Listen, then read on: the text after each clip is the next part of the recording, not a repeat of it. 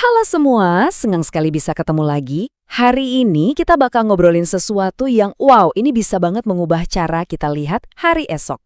Kita akan membahas sebuah keyakinan bahwa Tuhan itu bukan cuma menciptakan dunia, tapi juga secara aktif memeliharanya. Dan iya, itu termasuk memelihara kita. Yuk kita bedah bareng-bareng apa artinya ini buat hidup kita. Pernah nggak sih ngerasa cemas soal besok? Nggak yakin apa yang bakal terjadi? Saya yakin kita semua pernah ya kan? Mikirin, aduh keuangan gimana, kesehatan nanti gimana, keluarga. Rasa was-was kayak gitu tuh ya, manusiawi banget. Nah, buat ngejawab rasa cemas tadi, ada satu konsep teologis namanya keren, providensia. Tapi jangan salah, ini bukan cuma teori-teori berat, ini praktis banget. Ini tuh keyakinan kalau ada tangan yang nggak kelihatan yang terus bekerja di balik semua kekacauan dan ketidakpastian hidup kita. Oke, jadi apa sih sebenarnya providensia itu? Apa artinya pemeliharaan Allah? Maksudnya Tuhan itu cuma nonton aja dari jauh gitu? Atau dia beneran ikut campur? Jawabannya, oh ini jauh lebih personal, jauh lebih aktif dari yang mungkin kita bayangin. Intinya gini, providensia itu keyakinan kalau Tuhan itu bukan kayak seniman yang bikin karya agung terus ditinggal gitu aja. Justru sebaliknya, dia itu terlibat terus-menerus setiap detik. Dia memelihara, dia menopang, dan dia mengarahkan semua ciptaannya ke tujuannya yang baik. Biar gampang, kita bisa pecah jadi 3 bagian. Pertama, preservasi atau mempertahankan. Gini deh, bayangin Tuhan itu kayak sumber tenaga yang bikin alam semesta ini nyala terus setiap detiknya. Kalau dia cabut colokannya, ya udah semuanya lenyap. Kedua, konsesi atau mengizinkan. Nah, ini bagian yang seru. Dia kasih kita dan semua ciptaan kebebasan buat bertindak. Ada ruang buat kita milih. Tapi, dan ini yang ketiga, ada gubernasi atau mengarahkan. Tuhan itu dengan sangat bijaksana bisa mengarahkan semua tindakan kita, bahkan pilihan-pilihan bebas kita itu, supaya pada akhirnya nyambung ke tujuan besarnya. Kayak tarian gitu, antara pilihan kita dan kedaulatannya. Oke, kedengarannya keren ya. Tapi ini dasarnya dari mana sih? Ini bukan cuma hasil pemikiran manusia loh. Ide ini tuh akarnya kuat banget di dalam Alkitab. Yuk kita lihat fondasinya. Pertama-tama kita lihat dulu skalanya. Gede banget. Pemeliharaan Tuhan itu bukan cuma soal urusan kita doang loh. Ini mencakup segalanya. Dari planet-planet yang muter di orbitnya, sampai hukum fisika yang bikin semua ini nggak berantakan. Nah, ayat di Nehemia ini, cakep banget menggambarkannya. Tuhan itu bukan cuma pembuat jam yang udah nyetel jamnya terus ditinggal pergi. Dia itu sumber kehidupan yang non-stop. Coba deh bayangin. Kekuatan yang sama yang nahan miliaran bintang di galaksi, itu juga kekuatan yang bikin jantung Anda berdetak sekarang juga. Oke, dari yang super besar tadi, sekarang kita tarik ke level yang paling personal, ke hidup kita sehari-hari. Gimana sih pemeliharaan ini nyambungnya sama kebutuhan fisik kita? Makan, minum, pakaian. Yesus di sini ngasih logika yang sederhana banget tapi kena. Lihat deh burung-burung katanya. Mereka kan nggak pusing, nggak bikin perencanaan keuangan, tapi Bapa di surga ngasih mereka makan. Intinya apa? Kalau seekor burung aja dipeduliin segitunya sama Tuhan, masa sih kamu yang jauh lebih berharga? Enggak.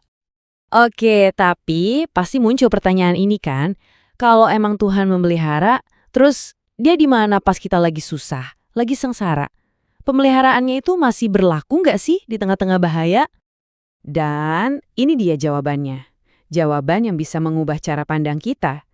Pemeliharaan Tuhan itu bukan janji supaya kita nggak kena badai, tapi janji dia bakal ada bareng kita di dalam badai. Dia nggak janji kita nggak bakal jalan lewat api, tapi dia janji kita nggak akan hangus. Ini bukan tentang pencegahan, tapi tentang penyertaan. Beda banget kan? Dan kalau kita lihat di Alkitab, buktinya banyak banget. Tuhan ngasih kebutuhan dengan cara yang ajaib. Ingat kan, ada domba buat Abraham, ada mana dari langit buat bangsa Israel. Dia juga pakai cara-cara yang gak kepikiran sama kita. Kayak ngirim burung gagak buat ngasih makan Elia. Dan dia juga ngasih perlindungan di saat paling genting, kayak Daniel di gua singa. Ini semua nunjukin kalau pemeliharaannya itu nyata banget dan kreatif. Oke, kita udah lihat apa yang Tuhan lakukan. Sekarang pertanyaannya, kenapa dia mau melakukan itu semua? Jawabannya simple, karena memang begitulah karakternya. Yuk kita kenalan lebih dalam sama siapa di balik pemeliharaan ini. Pertama, dia itu setia. Maksudnya pemeliharaannya itu bukan kayak sinyal HP yang kadang ada, kadang hilang. Kita Pratapan bilang kasih setianya itu baru setiap pagi. Artinya apa? Artinya kepedulian dia itu stabil, bisa diandelin. Nggak peduli mood kita lagi gimana atau keadaan lagi kayak apa. Kedua, dia itu super bijaksana. Jujur aja kadang-kadang jalannya itu bikin kita bingung kan. Kok gini sih? Tapi kayak yang dibilang di Roma 11, hikmatnya itu nggak terukur sama otak kita. Ini tuh kayak kita lagi ngelihat bagian belakang permadani. Benangnya acak-acakan, kita nggak ngerti. Tapi dia, sang penenunnya, tahu persis gambar indah apa yang lagi dia buat di sisi satunya. Ketiga, dia itu berkuasa. Artinya, janji dia buat pelihara kita itu bukan cuma omong kosong. Di belakang janji itu ada kuasa yang gak ada batasnya. Jadi, dia itu bukan cuma pengen nolongin kita, tapi dia juga sanggup. Kayak yang dibilang di kitab Efesus, kuasanya itu jauh lebih besar dari apapun yang bisa kita doakan atau pikirin. Dan yang paling penting dari semuanya, semua ini dasarnya adalah kasih. Pemeliharaan Tuhan itu bukan kayak program komputer yang jalan otomatis, bukan tindakan dingin dari penguasa yang jauh. Ini adalah wujud dari kasih seorang bapak yang dalam banget, yang puncaknya kita lihat ya di pengorbanan anaknya. Nah, setelah tahu semua ini rasanya keren banget ya.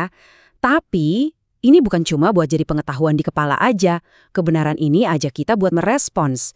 Jadi pertanyaannya sekarang, gimana cara kita hidup setiap hari dengan kesadaran kalau, hey, aku ada dalam pemeliharaan Tuhan? Ada 4 respons yang kayaknya ngalir gitu aja kalau kita beneran percaya nih. Semuanya mulai dari satu hal, percaya dan berserah. Bener-bener lepasin kontrol yang selama ini kita pegang erat-erat. Kalau kita bisa itu, otomatis akan muncul rasa syukur. Iya, bahkan di situasi yang nggak enak sekalipun. Nah, rasa syukur ini yang bakal jadi obat buat kekhawatiran yang sering ngegrogotin kita. Dan puncaknya, semua ini akan kelihatan dalam hidup yang taat, yang jadi bukti paling nyata kalau kita emang percaya sama Dia. Amsal ini, wah ini rangkuman yang pas banget.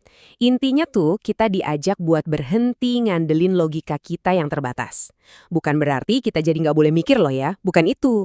Tapi artinya, dalam setiap langkah, setiap keputusan, mau itu besar atau kecil, kita sadar, oke Tuhan, Engkau yang pegang kendali di sini.